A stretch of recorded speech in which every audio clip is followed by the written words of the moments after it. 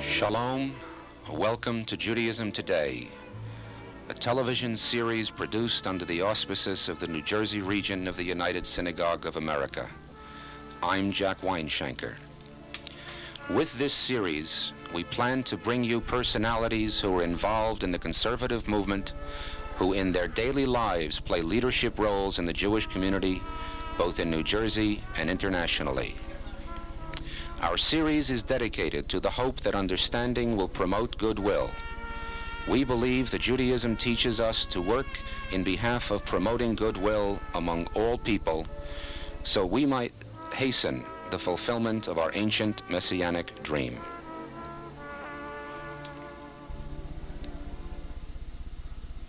Okay. Welcome to part 2 with our special guest, Rabbi Yaakov Rosenberg. As we introduced him last time, the Vice Chancellor of the Jewish Theological Seminary, and again, beloved teacher and friend. Rabbi Rosenberg, in our last program, discussed some of the key elements of Judaism.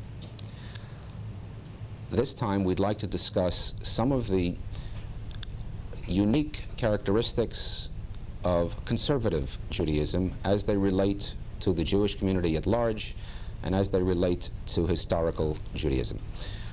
Before we get into that general subject, though, let's talk about Judaism in general. What would you say about the Jewish tradition and Jewish practice that would make it unique from most of the other religions? What's special about Judaism to you? Jack, I would say there are two specifics that come to mind, and I hope that what I say will be clearly understood as I say it. One has to do with the matter of belief. Faith in God is not provable in a scientific laboratory. I cannot prove the existence of God in the same way that I can take you into a laboratory and prove that water consists of 2 particles of hydrogen and 1 particle of oxygen. Belief in God, faith in the existence of God, is not subject to the scientific process of proof. But that does not mean blind faith. If by blind faith you mean a human being's resigning the use of his intellectual capacities, if blind faith means that one dare not ask questions, if it means that one may not delve, then Judaism says that's not what we mean by faith. Our concept of belief and faith is one which says, even though at the very outset we are aware that you cannot prove faith or belief in the scientific sense of proof, because the Almighty has endowed every human being with a brain capacity, an ability to think, then every human being has the privileged obligation of using that brain to his or her maximum capacity. Ask all the questions you can think of. Delve as deeply as you want. Understand before and ultimately afterwards that you are only finite, that your brain capacity is a limited, finite brain capacity, and you are trying, as it were, to pit yourself and your finite brain capacity against that God who is infinite, infinite, without boundaries, who has no limitations whatsoever. How can something or someone who is finite and limited comprehend a power, a being that is infinite and without limit? So one of the unique aspects of Judaism is that although we posit the existence and the belief in a God, that does not preclude the individual's use of his brain to attempt to understand that God as best as it is given to him to do so. Secondly, has to do with the locus, the place, the primary place in which one's faith and belief and commitment to God and as a total way of life of religion is expressed. For us, the synagogue is not the dominant institution. For us, the dominant place is where a human being lives, be it alone or be it as part of a family unit. The home is what the rabbis called a mikdash ma'at. That becomes a miniature sanctuary. The table becomes, as it were, the altar. And every festival, every holiday, every Sabbath, every single day has mitzvot, has a regimen of religious commitments which are to be practiced and observed, not just outside, and not just in the synagogue, and not just in the marketplace, but within the environs of one's own home. So it's the centrality of the religion as expressed in the home that, of course, also brings to the fore and highlights the centrality and primacy of family life. So I would say that the intellectual drive to understand whatever one can maximally is one unique characteristic of Judaism, and the other is the centrality of the religious expression of the Jew, not only in the synagogue and not only in the community, but primarily within one's own home, under normal circumstances within one's family unit. In terms of the way the conservative movement sees Judaism as it relates to historical Judaism, I think we should discuss that to try to explain how conservative Judaism fits into the overall Jewish community. But first, let's start with the seminary itself, the Jewish Theological Seminary. How would you describe the theological environment, the perspective of the seminary as it relates to historical Judaism, as it relates to traditional Judaism, going back the thousands of years? Jack, the seminary, as you know, and I hope many of our audience viewing us already have become aware of, the seminary will be celebrating its centennial. In 1986, God willing, the seminary will be 100 years old.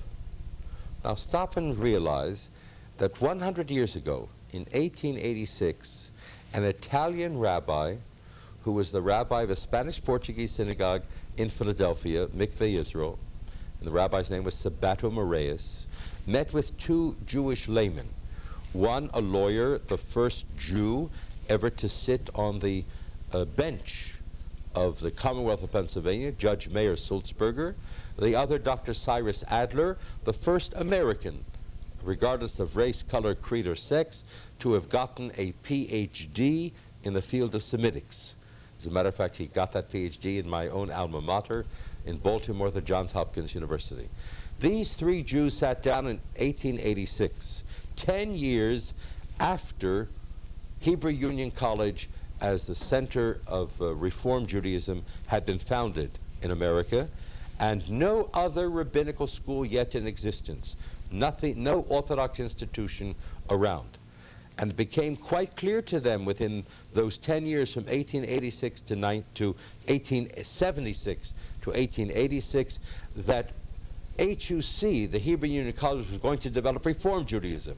And that was not going to be traditional Judaism. And so these three got together and said, America today, with fewer than 250,000 Jews in all of America, fewer than 12,000 in the city of Philadelphia itself. Nonetheless, they had the vision, they had the foresight.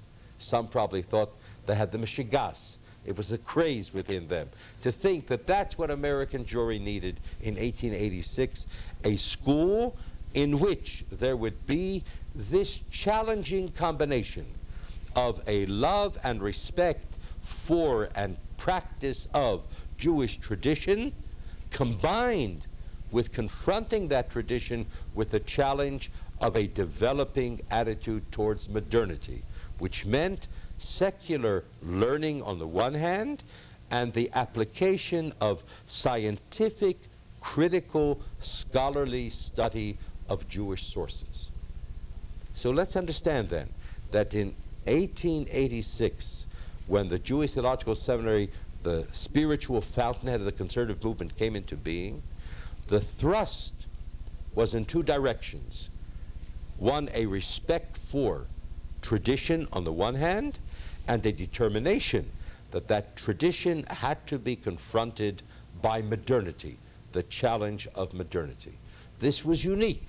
No other group as of 1886 had attempted to do that on the American scene. Reform, as a matter of fact, was imported from Germany. Orthodoxy had been imported first from the Spanish-Portuguese tradition and then subsequently from the East European tradition. Conservative Judaism is the only one of the three major wings which is indigenous to the soil of America. It grew out of the soil of America. Now, the environment that you refer to in the Jewish Theological Seminary of America, from its very beginning, and not only in terms of 1886, but more especially from 1902, when Solomon Schechter arrived from Cambridge to these shores and became the second president. In 13 short years, he unfortunately lived only 13 years, from 1902 to 1915. In those brief 13 years, he put conservative Judaism on the map. He made the world aware that there was an approach to Judaism being developed that had a healthy respect for rootedness within the tradition on the one hand, and the realization that a rabbi in the New World of America had to be just as much at home in Western culture and had to be able to accept the challenge of having that tradition confront that modernity from a scientific, scholarly approach to the study of Jewish sources. Now, that meant that a Schechter in his day invited and lived with and was happy to have a Professor Mordecai M. Kaplan. Schechter and Kaplan, both now of blessed memory. Professor Kaplan died just a little over, it'll be 2 years, at the ripe old age of 102. And yet, Professor Kaplan's view of that tradition of conservative Judaism was not identical with Professor Schechter's view. But the third element within tradition, confrontation of challenge of modernity, the third element that makes conservative Judaism unique and which is still present today at the Jewish Theological Seminary is a conviction that there is a pluralism within Judaism, not only in terms of Reform, Orthodox, and conservative, Hasidic, Reconstructionist, but that within each one of these there is no monolithic orthodoxy or monolithic Reform or monolithic conservative or Reconstructionist. But there are various shadings in each of them. And for us within the conservative movement, we have to develop a healthy sense of mutual respect within the framework that we call the framework of conservative Judaism. That means an understanding that there is a halacha, there is a religious law which is applicable to one's daily life, ritualistically and morally and ethically. But that law is subject to constant study and restudy and analysis in the light of new knowledge, not in light of convenience, not in light of making something easier, but in the light of confronting the old sources with the new knowledge that has been made available thanks to human existence in this modern age. This brings us to the question of authenticity of the conservative perspective. There are those spokesmen in the Orthodox community, and I would not take into account those that are perhaps irresponsible. I'm talking about the responsible spokesmen in the Orthodox community, who would say that the conservative perspective or the conservative approach to Judaism isn't authentic, in a sense.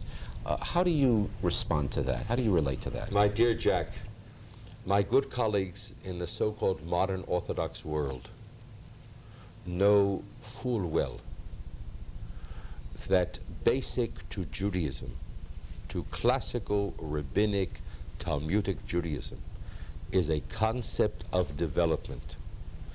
Halacha, Jewish law, was never frozen in biblical days. There was a written tradition, there was an oral tradition, and a whole literature, which we call she'elot and teshuvot, responsa literature, questions that were asked, new questions in a new age, which the great scholars of the age analyzed in the light of, on the one hand, the traditional sources and the new knowledge of their day. So today, for instance, whether it's Orthodox halachic sources or conservative halachic sources that confront questions of abortion and questions of when is the moment, when does life come into a fetus, and when is the moment of death, and what do you do in terms of artificial insemination by a donor or by the husband.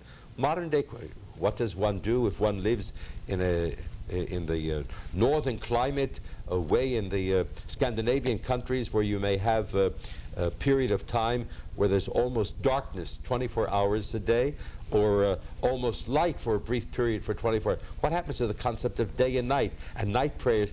These are the kind of confrontation with the tradition that halachists have always been involved in. And our Orthodox brethren know that there was always this sense of development.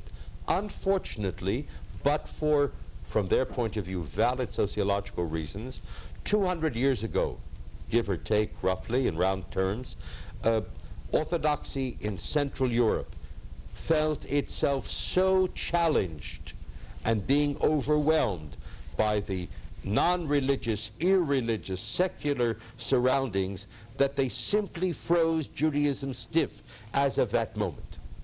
As recently as 200 years ago. Right. But up until that time, and for many Orthodox Jews since that time, they still understand that there was and ought to continue to be a sense of development. Now, once you recognize development, as any people familiar with any degree of any concept of law, you will have 9 judges on the Supreme Court. 5 render a decision as a majority, 4 as a minority. Are the 4 wrong? They're not wrong. They just didn't happen to be the majority. Years later, that minority may become a majority vote. And so we know that when it comes to interpreting law, we ourselves in our own rabbinic tradition have the schools of Shammai and the schools of Hillel that didn't agree. And so in a democratic society of schools and seminaries and religious movements, there are religious authorities who vote. Just as, for instance, recently, as you know, a vote was taken to allow the seminary to ordain women. Now, that there are conservative rabbis who may be opposed to it does not upset me, because we're not looking for uniformity and unanimity, as long as they recognize that this wasn't arrived at as a matter of whim. The majority interpret the law that way. The minority didn't agree with them. There's a view that says we may use electricity on Shabbos for certain kinds of things. There are those who prefer not to. They are no holier because they don't, and the others are no worse because they do. These are 2 legitimate interpretations. But the concept that there may be more than one interpretation of the same law within the same group is unique to conservative Judaism. And we don't read one or the other out. Of what importance is halacha to the conservative movement? How much weight is it given, and how has it changed? What's the process for changing? Halacha is a very fundamental concept, because halacha means a commitment to a daily regimen of living according to religious standards. From the moment I open my eyes in the morning and wash and get dressed and recite prayers, to the moment I am prepared to close my eyes and go to sleep, and I offer my prayers at night, thanking God for the day granted to me and hoping that I will have a day coming at the crack of dawn to look forward to. So halacha is fundamental. Now, within the conservative movement, there is an official, the Rabbinical Assembly, the national body of conservative rabbis, has a law committee. That law committee, I think, now consists of some 25.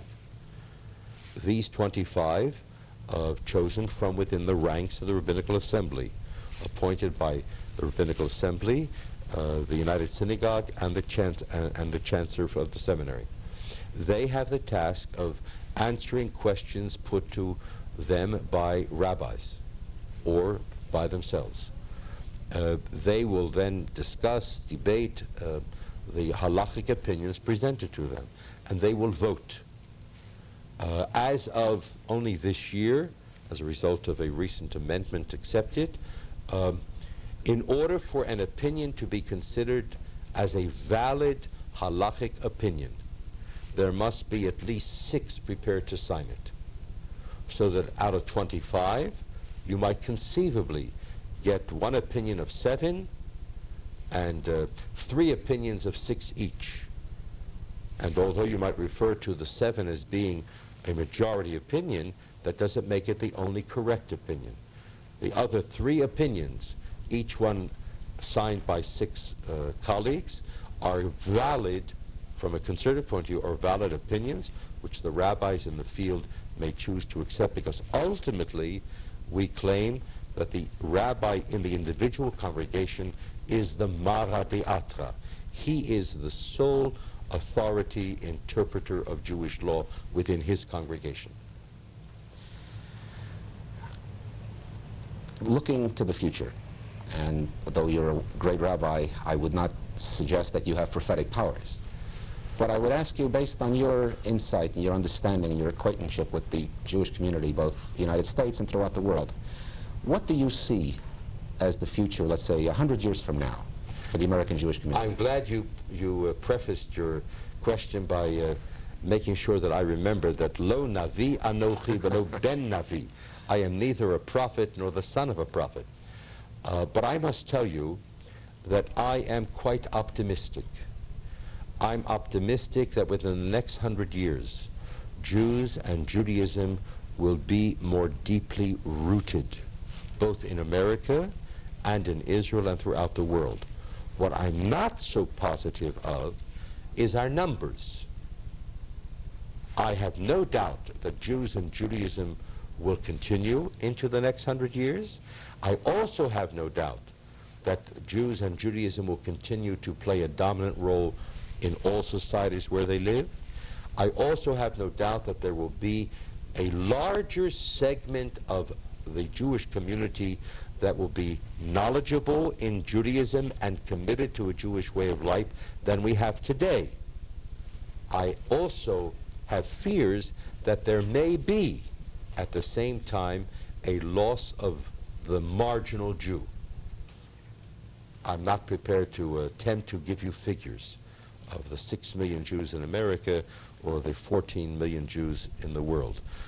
I am prepared to state without any equivocation that I'm convinced that 100 years from now, Jews and Judaism will be alive and thriving and will be dominant, vital aspects of community life wherever we live, impacting not only upon Jews, but upon the society in a free, open, democratic society, impacting upon society as a whole.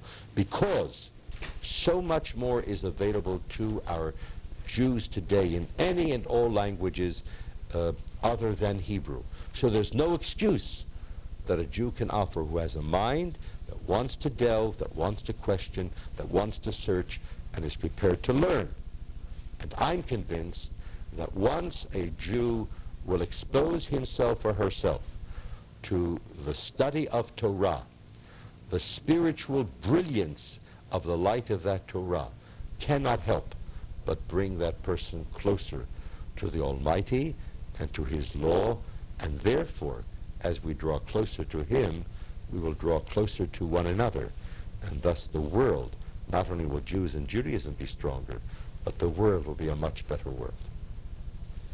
Rabbi Rosenberg, I think now we have many more people than myself who will be glad to say that you are a beloved teacher and a friend. We thank you very much for your insight and your understanding. One of the things that those people who have not met you personally have not been able to learn about you is the kind of person you are. They've seen you now teach. They've seen you now teach about Judaism, teach about what Judaism means. One of the things that I've learned about you is the kind of person you are, how you relate to people, and perhaps someday on another program we can get into that a little bit about the kind of person you are and how you relate to other Jewish people, because I know there's a secret Jack, if about time you. permits for one closing statement, Very more than the calf wants to suck, the cow wants to be sucked. Thank you very much. Thank you very much, Jack. Okay, that's it. Yes.